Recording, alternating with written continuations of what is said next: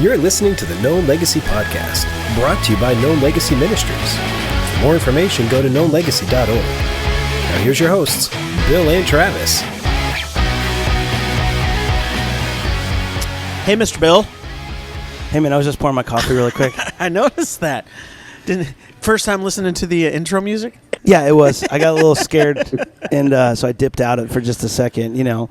But, dude, right. How's your morning going? Dude, it's been packed. It's been stacked, and it's been wonderful, and I absolutely love it. But I was riding over here today. For some reason, my phone has decided to no longer work with the latest update, so like CarPlay. Oh, good. It's one of these conveniences that you don't even realize you come to depend on. And all of a sudden, my CarPlay wasn't working. And so I got to listen to this old thing you guys may be familiar with. It's called a radio. Oh, the M from... Yeah.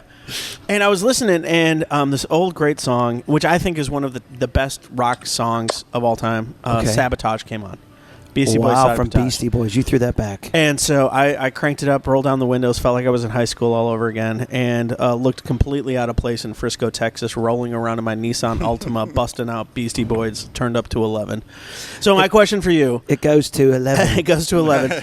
Everyone needs to answer this, and then we'll introduce the guest. Best rock song of all time. What is your best go-to rock song of all time? Kyle, why don't you give us the heads up on that? What do you got? Hotel California.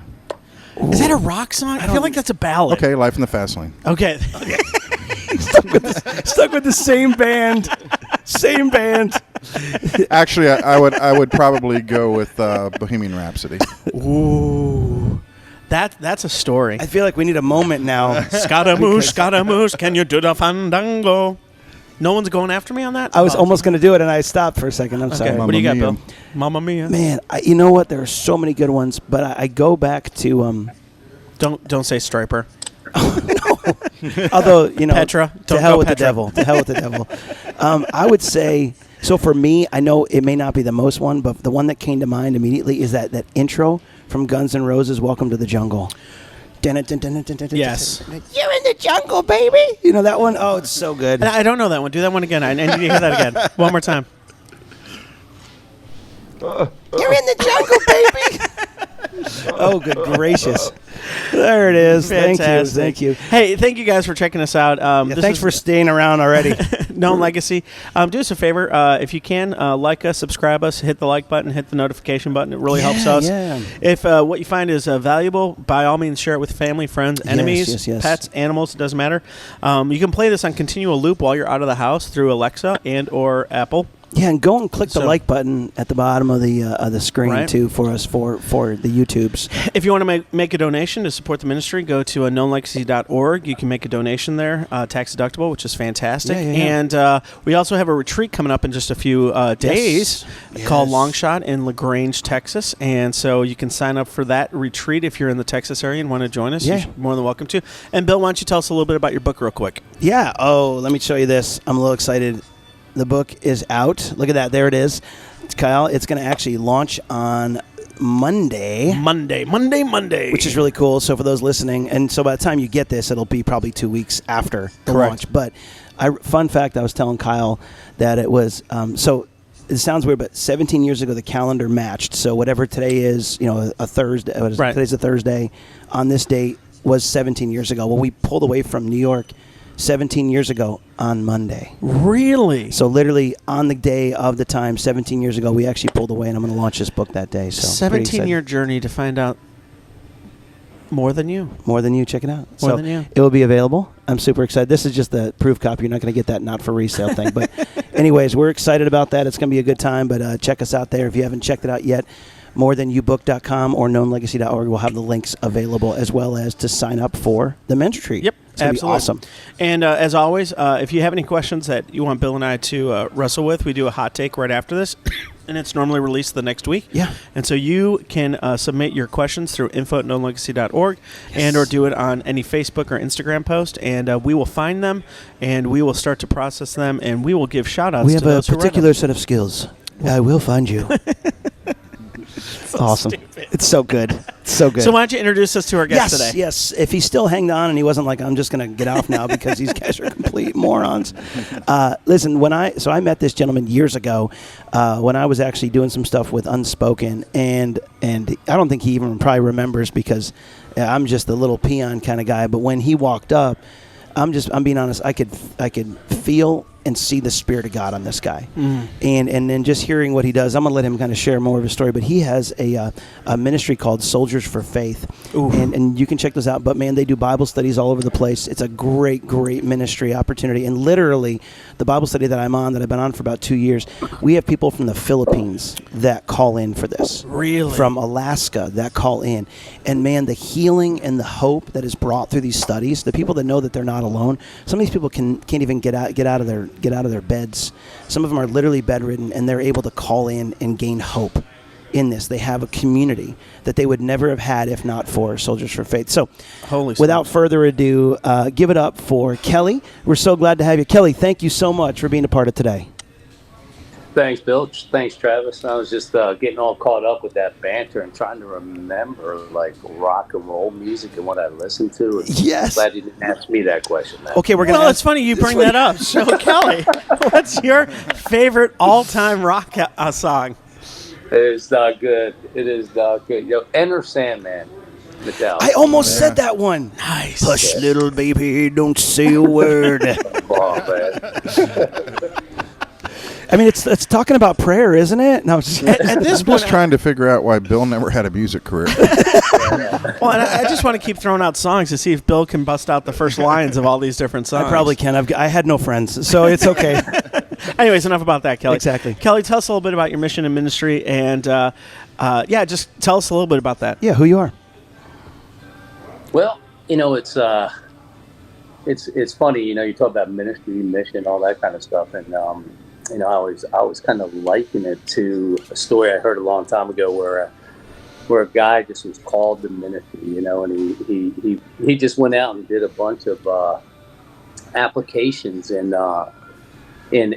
churches, different ministries. Nobody'd hire him. They wouldn't hire him, and he decided to cut some lawns and bought a few lawnmowers, had 2 daughters or a wife, and did that for about 2 years. Finally, after 2 years, he gets a call, and it's a church that says, "Hey, we want you to come work for us."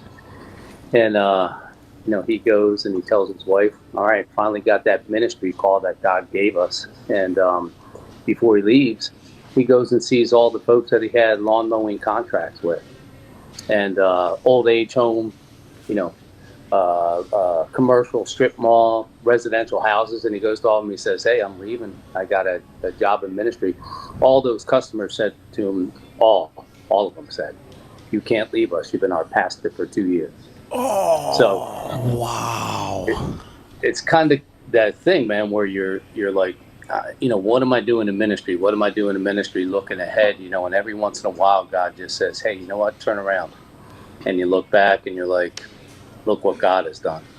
So when people talk about ministry and what I've been blessed to be a part of, a while back, and I'll tell you how the whole thing started. A while back, I got a pretty ugly background, in my life, and God just grabbed hold of me and fortunately saved a marriage after 6 years of divorce, and I have 2 boys, and they were still relatively young when my wife Lisa and I got remarried, and we started doing devotionals. Just became that family up the street that all the parents said to stay away from, to the family up the street that you hope parents said, "Hey, I hope you're hanging out there." But we used to do devotionals every Thursday night. Well, my boys get to an age of my youngest got to 18. He wanted to leave the house. The older one had left. And I said, "I'm not done being your dad. I'm not done. You're leaving." And I know this is about men. A lot of this is about who men need to be today. And I just was so convicted that the world tells us, my boys are leaving the house. They're 18 years old. Your job's done. Now it's on them. And I was like, nah, man, I'm not done. And I asked them to do a call-in Bible study with me every Thursday night to kind of carry on that devotional thing we were doing. That's so cool. It blew up. It blew up. They started inviting their friends. Next thing you know, we got a Thursday night Bible study with 30 young men from all over the country that we're doing by phone. It was absolutely the start of what's taking place today. That's incredible. That's incredible. So that's kind of the heart of where Soldiers for Faith started from then. Mm-hmm. It was. Wow. Yep. Wow. And so how long have you, how long have you, I mean, you definitely jumped through a whole bunch right there. So you guys were separated for 6 years. Divorced. Yeah, divorced. And so what changed that you were like, I got to go back? Well, from like beyond my stopping drinking, womanizing, and drugs. Are you saying like beyond that? Yeah. What? Yes. I mean, again, we're breezing through some things quite a bit, but I mean, yeah. But share a little bit about that moment when you're like, oh my gosh, God, God got a hold of your. I'm guessing. I'm just going to throw this out there. I'm guessing God got a hold of your heart somewhere in those 6 years, and I'd love to hear some of that because I think there's a lot of guys who are on this who either are on the verge of giving up, Right. or they have already been on the other side of this divorce, and they're like, it is impossible to get back to that. And I would throw this in there too, and I think this probably has to do with your story a little bit, where God is calling them to give up something that is an idol, has become an idol to them, that they aren't willing to necessarily give up yet. Yeah. And they haven't fully experienced the consequences of giving up to that idol rather than giving up that idol, offering it up to the throne, Yeah. and then following Jesus anew. And you kind of gloss through drugs, alcohol, womanizing. Those are big idols in our culture for a lot of young men. And what was your process? What was your aha moment? What was your come to Jesus kind of experience for you to be bold enough to give up something that, captures a lot of people and never lets go? Yeah. Yeah, again, it sounds like it's courage, but it's not, man. For me, it was, and it's a little bit backwards in kind of the way you guys described it. Just again, man. When my wife met me, we lived in Atlantic City, and it was, I think she liked the bad boy, and she wasn't, she definitely wasn't a girl who grew up a Christian either, so she liked that whole kind of thing. But then you have some kids, and you're living like a thug, and you're doing the things you're doing, and I'm hurting her at every turn and that kind of thing. So, and also I'm looking for hope, and something happened, man. This is before we got divorced. Something happened. I was doing a little construction project, and there was this old lady, and she must have been 85 years old that I was doing some work for. When I say, she was elderly, but she was a wonderful lady. She had Bibles all over her coffee table. Never been exposed to the Bible before in my life. And she says, hey, you want to read the Bible with me? And I'm like, this is an 85-year-old wonderful elderly lady. And I'm like, wow. Okay. You can't say no to that. Yeah. How do you say no? Exactly. You can't Okay, say sweet no to old that. lady. It's like saying no to a hug to your mom. Exactly. You want to hug your mother? Exactly. Yes, I do. I do. Wow. So you sat down and started doing a study with her. Yeah, we just read. But she also gave me a book called Loving God by Chuck Colson. Remember from Prison Ministries? Yeah. Yep. Incredible book. And all of a sudden, man, all this lifetime of crazy, because my parents were crazy, family was crazy, man. I'm telling you, just crazy. Lifetime of crazy comes crashing in on me, man. And all of a sudden, I see there's hope. I all of a sudden understand that Jesus is real. Yeah. And I'm telling you, in a moment's notice, transformed. Well, check this out. I go home and I'm telling my wife, woman. I said, woman. Always a good way to start that conversation. Always a good way to start the conversation. Sure. She's here somewhere. She enjoys that, actually. But I said, I found the answer. Well, she's looking at me. She's going, yeah, whatever. Another scam. Another Kelly scam, So, but I'm all in. I am all in, man, and I start chasing Jesus like nobody's business. And she's looking at me and she's thinking liar, manipulator, whatever. and I'm just running after him. And what happens is, man, when I get to that point where all of a sudden I'm like, this is what I want, she leaves. Wow. And she takes the two kids, and I'm left there a brand new Christian going, what? What did I just? Yeah, I thought this was going to be different. What? Yeah, it was crazy. But wow. Go ahead. No. I'm just, there's so many thoughts. So really, you came to know Jesus, and then almost like the persecution happened of, I don't want any of this. So you kind of knew Jesus in that gap of the 6 years. It wasn't like an aha moment in the middle of it. It was almost beforehand, and then started this struggle. Am I hearing that correctly? It's exactly right. Now remember, I hadn't, this is a woman who watched a guy that never worked a day in his life. Right? I was pretty much a criminal, and I'll leave it at that.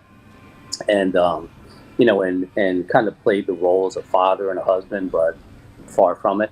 So this is what she's watching, and now all of a sudden I'm this born again believer, man. It's all going to be good, right? So now she's gone. So we live in New Mexico. Family's from New Jersey. I get a call from a friend of mine, and I've got to tell you guys this story because this is one that changed everything for me. I take the call. I go back to New Jersey to do a construction project, and she says, well, I'll stay here. She hasn't quite left yet. I go to New Jersey. I'm doing this job, and she calls me one day and says, I'm out. I'm leaving. I'm taking the kids. Wow. You're out. You stay in New Jersey. I'm staying in New Mexico. We're done. Wow. And again, man, I'm reading the Bible every day. Fully committed. I got visions of hope like I've never had in my life before. And this is that kind of moment, and I see this a lot when somebody gives their lives to the Lord and they're baptized. They get taken into the wilderness, much like Jesus did. Yes, yes. The first thing you hear is, Kelly, did God really say? Yep. Right? Did God really say? You gave your life to him. Where's this God of yours, man? If you're hungry, turn these rocks into bread. If God is your God, put him to the test, and so, wow. So I'm back in New Jersey. My mom comes up to me. She's like, hey man, she's a nurse at the hospital. She loves you. Stay here, man. I got. Oop. You froze up for a second. I want to hear the story. I know, so do I. You still there, man? There he goes. Are we good? Yeah, you're good. You're good. You know what it was? Satan was not liking what you said. So you said, so we heard your mom, and your mom called. So that's where we lost you. Yeah, I'm gonna do something here and see if this helps. You're good. Okay, give me 1 second. There we go. Absolutely. I love, so as you're sharing your story, there's two things that come to mind. One is it's conviction for me because so often I see and I encounter people that I think are too far gone. And God this week particularly has just been laying on me that there is no one that is too far gone. You look at Saul, and I did a devotion today, this week on him and just his radical salvation and how people were skeptical of that for years to come. Yeah, true. You were the guy that you killed Christians. You literally killed people. You're claiming to be one. You just want to get the inside scoop so you can find the names, get the addresses, and continue on the persecution. Correct. And it's just this reminder, like, no one is too far gone. You know what's funny? And it made me think about this, too, because I want to get back to the story with your mom because we got cut off. But there's those guys in your life, they're like, man, if they ever came to know Jesus, they would change the world. Correct. And I feel like that's what came to mind when I'm thinking of you right now is this idea of like, here's this person who is, literally you are the epitome of that. Like, man, if this guy if Jesus got a hold of his heart, it would change the world. Because you said you were a swindler, or whatever but I'm like, it happened. So we say it from that skeptical mindset of like, oh, that'll never happen to those people. That's why we say it. But this is a living, breathing element of that redemption and restoration. So I love finish it. the story with your mom. Sorry, yeah, story with your mom. Well, my mom's story's over, man. I'm like, I'm not in. I'm going back to New Mexico. God was clear in my head. He's saying, go back to your family and fight for him. Satan wants him to go back to your family and fight for him. Brand new Christian. So I jump in my 69 Ford F100. I don't know if you guys remember them trucks. Love that thing, man. Classic. I could fix the carburetor myself, It's not so nice. So got on the road, left New Jersey, and I made it to Wheeling, West Virginia. Man, it was one of the rainiest springs the East Coast had ever seen. Mississippi was overflowing, and I got to Wheeling. It's a Sunday morning. I go into a Denny's, man, and here's all these families coming in and out of Denny's, and my wife had left me. I forgot to mention. Now I want men to hear this. My wife left me, and it wasn't to be by herself. She's living with some dude and my 2 boys. Wow. Right now, I earned it. Don't get me wrong, man. I ain't no victim here. I earned that, right? Yeah. And I'm in Denny's, and here come these families, kids holding their parents holding their kids' hands, and they're dressed in their Sunday best. This little waitress comes up. She's like, "You want a coffee?" And I'm like, I'm starting to break, man. I've not been a very emotional guy my whole life, man, and I wasn't even at that moment. But I'm starting to break, and the waitress was like, "You all right?" I'm like, "No, I'm not all right. I'm a mess, man." And she's like, "You want this coffee?" I'm like, "No, I'm leaving." And I go out to the truck, and I just start crying out to God as a brand new Christian. Lord, I can't do this. I'm going back east. And God, I could feel God saying, "No, you go fight for your family." Now, I got nothing. I'm going to a brand new job. I'm going to go live with a friend of mine who invited me to live with him when all this happened, that I didn't know all that well, but I knew well enough. Yeah. And I come up, I get in the truck, and I start leaving, and I'm certain I'm going back to New Jersey. I'm getting on the interstate going east, and here's a little old man, and he's standing at the on-ramp. And he's got an overcoat on. It's raining. He's holding a little bag, and there's a suitcase next to him. He's got his thumb pointing west, and I'm thinking, "Stop it, man! Are you kidding me?" Wow! Not kidding you, right? I get the guy in the car, and I'm going to cut this one really short, man. You're the guy good. In the truck, and I got a little cooler in the middle, and he says, "Hey, do you have anything to drink and eat?" And I said, "Sure." Give him a soda and a little Danish I had in there, and he says, "I said, you don't seem to be the kind of guy to be hitchhiking, man." He said, "I'm not." He said, "I just want to tell you, my wife died after 55 years of marriage. We never had kids. I lived in Boston. A friend of mine who I haven't seen in high school, who's living in Cincinnati, invited me to come out there and live with him. You see, I made enough money after my wife died for about an 8-month stretch that I made too much money. I lost my Social Security for a couple of years, and I'm completely broke." He said, "So my friend wanted to send me a bus ticket. I couldn't do it, so I hitchhiked." And he said, "I was under this overpass last night, and I was ready to give up." And he pulls out this little Bible, and he starts reading. I can't remember what the Bible verse was, and I don't remember what it was, but he said I was about to give up, and then you pulled up. And we start driving, and I remember this is the thing I remember the most. I said to him, "Isn't this rain depressing?" The dude goes, "What do you mean it's depressing?" He said, "The more it rains, the more the grass grows. The more the grass grows, the more," back to the lawnmower, "the more lawns I can cut so I can pay my way with my friend." Right? Wow. And it was so loud and clear. God was saying to me, "You're going to see a friend who you saw a year ago. This guy is going to see somebody he hasn't seen in 55 years.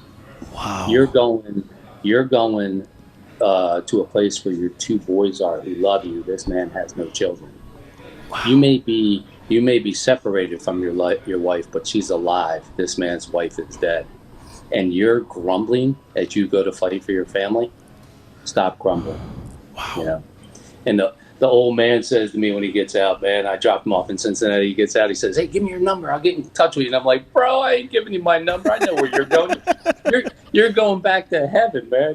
I knew you're one of them angels I just read out for the first time." Yeah, exactly. You have no friends here. Your friends are all in heaven. Yeah, that's crazy. Wow, man, that's powerful. That's powerful. Before he gets out, he says, "You got to fight for your family, man, because Satan wants them." Wow. And anyway, that was the start of the whole thing, but it was 6 years of not fun, but God was faithful, man. Well, I wish we could pull something about being bold out of this story today. No, I'm serious. This is incredible. I mean, because you put those absolutes, or at least so many guys put absolutes in their mind that no, once the papers are signed, it's it. Whereas God said, "No, that's not your journey. That's not your story. That you're made for more.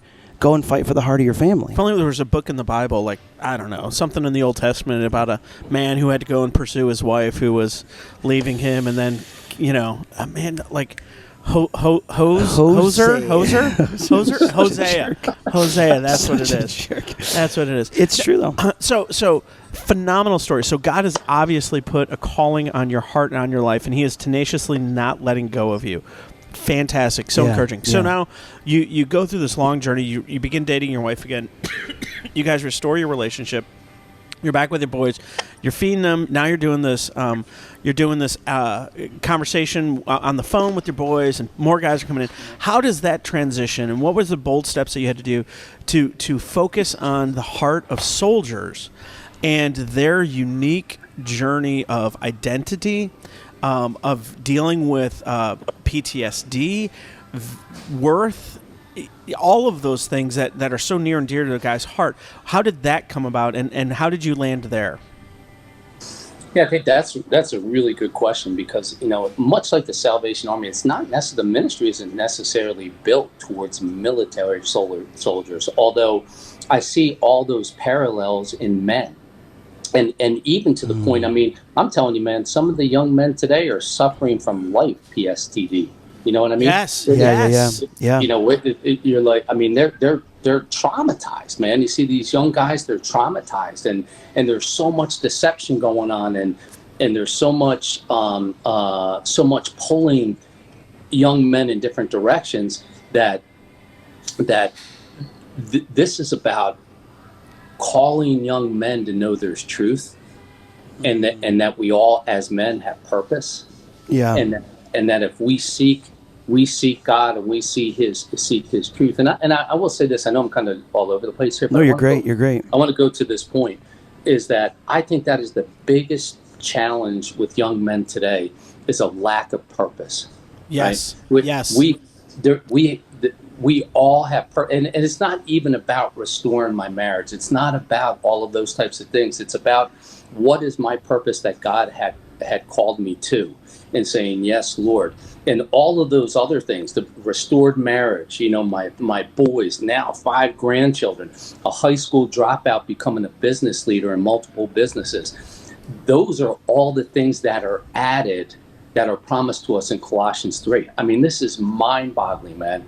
If we are just obedient to Him, we seek after Him, we seek after His truth, and then we say, yes, Lord, right? Yeah. All of those things, all of these stories I'm telling you are just God fulfilling His promise that all these things will be added to you. So let's say there's guys that are listening here, and their hearts just are getting set on fire, and they're like, I need that.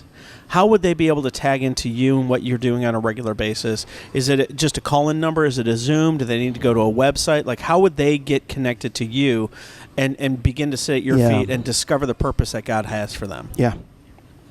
Yeah, we have a website and an entire ministry that's pretty cool. You know, you talked about the music. We can get into that a little bit later if you like. But the soldiersforfaith.com is the website. It's really, really easy. You can just jump on, pick a Bible study, jump on a phone number, a free conference call phone number will be sent to you. Here's the crazy thing, man, is it's so transparent, man. You know, like, we're sitting here, we're on video. I ask you guys, is this podcast a video? You know, and whenever you're watching a video, you're sizing the person up that's talking, right? There's no doubt about your audience right now. I size it up and say, is he genuine? Isn't he genuine? You know, is he one of these guys? Is he one of those guys? Right? We just can't help ourselves but to size people up. You get on a phone and you can't see what kind of treads they're wearing, what kind of Johnny O shirt they're wearing, right? You can't see none of that. You're not making any judgments, so to speak. Interesting. Or assessments. It's just the heart and the voice. It is absolutely phenomenal. I'll tell you that it blew my mind. I was not expecting it to be what it is, but then again, most of God's answers are embarrassingly simple and overly obvious, and most people miss them. Yeah.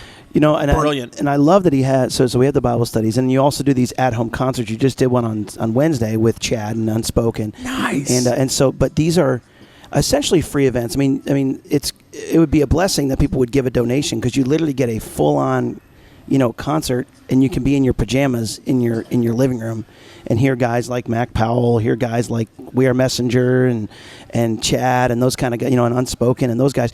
But I love it because the opportunity is there. But I know he's sneaky. It's all about getting them to do the Bible studies. And I love it because they promote the Bible studies. And that's what I wanted to get you on here for. Is here's a guy who was driving in a 1969, F-100. Come on, bro. Who basically was about to give up, but was like, I'm not going to give up. And now the fruit of him not giving up is the fruit of people being healed and rescued in Jesus' name, not in Kelly's name, which I love that, because even now I'm hearing a voice of a guy who's like, this is not about me. No. I just wanted to do a bunch of Bible studies and free people. And, free people. Yes. And I see a free person on here who is helping bring hope to people. And that's why I wanted to get him on there. So if you're listening today and you're like, I just can't get involved in a study at a church, I'm like, you have zero excuse. Go to soldiersforfaith.com on the webpage. Okay, now, we were talking about this earlier, that I am technologically inept. What was the word you used, Kyle? I think it was technologically challenged. Challenge, that's it. I mean, I literally have been doing 178 of these, and I still cannot get the video No, you can't. system right. No, I'm an idiot when it comes to this. But I remember getting on the website and scrolling through and saying, check out all of our different Bible studies. You can go on, you can find one that works for you. You get on, you can be in your car driving to work and get on. I found myself going from meeting to meeting, and I'm sitting in the car for 15 more minutes, like I don't want to get off this study. Even though I'm late for a meeting, I'm texting going, I'll be late for the meeting. I got to finish this study. Fantastic. And it's incredible. And so if you're out there and you feel completely alone, the last guy we had on our podcast, Chad Allen, talked about the value of community. Yes. This is community. Yep. And right now, we don't have the opportunity to maybe be right in front of people, but this allows people to be authentic and real. And I love it. And that's why I wanted to bring you on, to tell guys, get on these studies. It's worth it. Kelly, thank you for doing what you do. I cannot thank you enough, because I know there's guys that would be blessed by it. And I think that 20 to 30-year-old guys that our culture has forgotten and has kind of minimized and put on the just sit down and don't worry about it. Just earn some money and you'll be happy. And these guys are disillusioned. They're frustrated. And they are desperate for the hope. And that's why I love what you were saying, man. It was just this overwhelming sense of hope that I can be more than what I was. I don't have to play the scam anymore. I can be genuine and authentic. And there's more to life than just the game. And there's more to life than just surviving. Yeah. And, you know, it's really, you were more than you. Yeah. You've discovered what it is to be more than you. Well, dude, I love it. And we wanted to, do you have any final comments, Kelly, before we jump into the Fast Five? This was fantastic, by the way. This is Kelly, awesome. Thank you. We don't want to have you back on because it probably would not be life-giving. So whatever last comments you have. I'll say the only comment, and I mean to your entire audience, and I truly believe this, today, if you're not in the Word, you will be deceived. There is no doubt in my mind, man. I don't care. I don't care how strong a Christian you are, or you believe you are. If you're not in the Word, you will be deceived, man. The deception is like nothing I've ever seen in my life. So I'm telling you, man, you want to be strong and affirm in a foundational leader to your wife and your kids or your family or whatever, man. Be in the Word because the deception is coming hard and heavy and fast, and it's getting stronger every day, man. So be in the Word. Love it. I love it. One final question before we go to our Fast Five. Kelly, let's say you're counseling a guy and you're connecting with a guy and he has 76,000 unread emails in his on his computer screen. 76,000 unread emails. Are you reading my computer screen? No, I'm just a hypothetical. What would you encourage that guy to do to his inbox to get rid of 76,000 unread emails? Are you kidding me, Bill? I'm an overachiever. Yes, you are. Delete. Delete. Yes. Get rid of the baggage, man. Just delete it. Stop listening to the lies. I don't look to the past, but I press on towards the high calling. I don't have time to look to the past, guys. So delete them. Anyways. If it's really that important, they'll email you again. There you go. Kyle and his mic drops. We go to a little fun time. And your story's been amazing. So encouraging, and your little truth bombs have been absolutely fantastic. We have a little segment we call the Fast Five. There it is. And it's a chance to kind of have some fun questions. So let's go, Bill. So question number 1, Kelly, what would you have for your last meal on Earth? Tuna casserole. What? Time out. Tom, I think we need to just finish right now. And this is where it all ends. Okay. It was good until then. Exactly. The spirit has just left the room. Why? Tuna. Okay, now you got to explain why tuna casserole. Listen, man, I don't got a whole lot of good memories as a kid, man. We were about as dirt poor as you could get. But about once a month, my mom, we had a special tuna casserole, man, that she would make. And I'm telling you, it was awful, man. It was like, cream of, whatever those, cream of something, mushroom. Yeah, cream of mushroom. Oh, it was awful. But I don't know. Good memory. Okay, that's I hear that. I was thinking that. It wasn't because it was probably the most delectable tasting. Just a good memory. Okay, I get it. Okay, what is one album or musician you would want to listen to forever if you were stuck on a stranded island?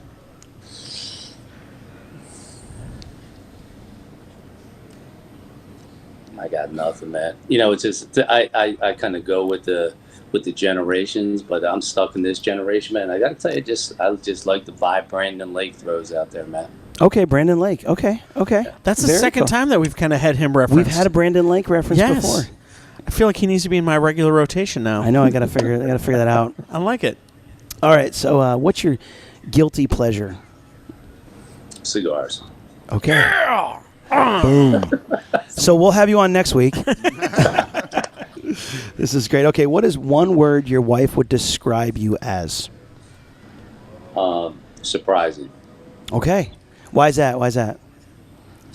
Are you not listening? Yeah. And Kyle for the mic drop. Well done, Kyle. Well done. Thanks a lot, Kyle. Okay, moving on to number 5. Okay, how do you want to be remembered when you die?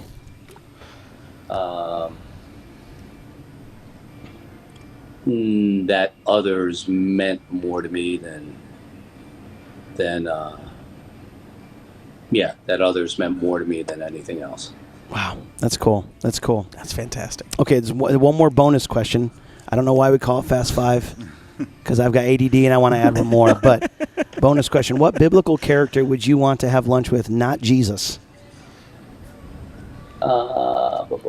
That's a good one, man. That's a good one. Probably Joseph. Okay. Why? Why is that? It's just we know the story. We know the story, but we get and we kind of paint the pictures in our head because of the story.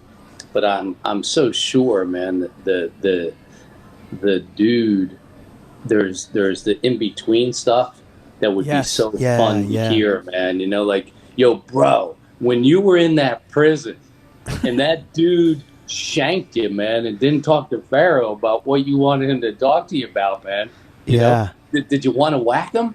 I mean, or like what? Just there's so much in between with Joseph, man, that we just don't know. It would be fun to have a conversation. That would be kind of cool. Like, what did it feel like to have those dreams? That kind of thing. That'd be awesome. No, it's awesome. See, my mind went to Potiphar's wife. Like, really? Like how? Well done, sir. Well done. Exactly. First off, Joseph. Well Good done. job. But you are a drop of hormone, and she is literally naked. You're awesome. Thank you for your Bulworth mindset. And so, no, this has been great, Kelly. Thank you so much again. If you are hungry for truth, and if you got that thing in your spirit, you're like, I want to get connected. I don't know how to get connected. soldiersforfaith.com. Do it. We would love to have you join one of those studies. Like I said, I am a product of those studies as well, and I love them. And Kelly, thank you so much for your faithfulness. Fantastic. It has been incredible. Life-giving.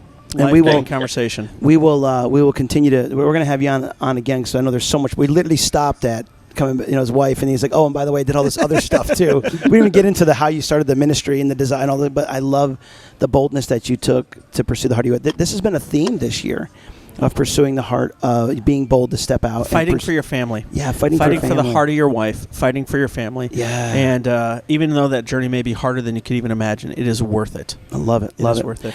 Well, hey, thank you guys so much. Pleasure, man. Thank Absolutely. you. Thank you. Thank you guys for checking us out. As always, knownlegacy.org. You can find information there. You can make a donation if that's up to you. Please check out the website and dive into the Bible studies. You can join us for the conference that we have coming up, as well as getting Bill's book from there. So check it out. Go to morethanyobook.com or knownlegacy.org. and we have the links available for you there to purchase the book. Absolutely. Love you guys. Thanks for checking us out. Have a great week. Thanks for listening to the Known Legacy Podcast. We'd love to hear from you, so email us your questions or comments to info@knownlegacy.org.